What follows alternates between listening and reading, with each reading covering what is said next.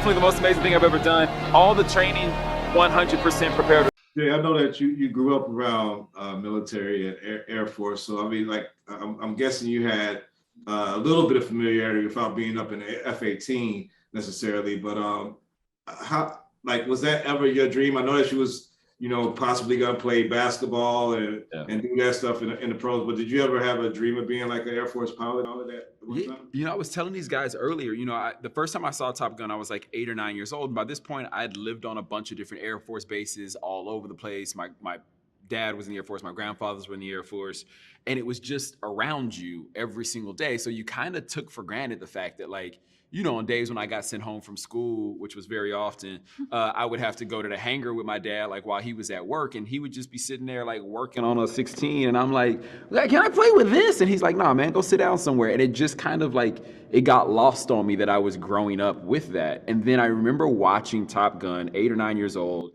Berkshire Air Force Base, Austin, Texas, packed theater, all these families, pilots, support staff, like, and people going absolutely crazy in the theater, slapping high fives, screaming, people gasping and crying when Goose, passes.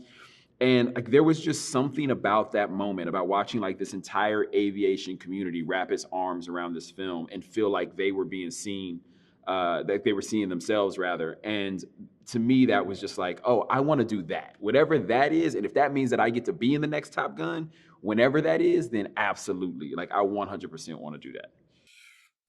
Here, thank you guys for the time.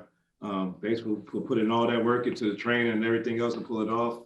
As an audience member and a critic, I felt it. I loved it. I was like, this is it. Y'all did it.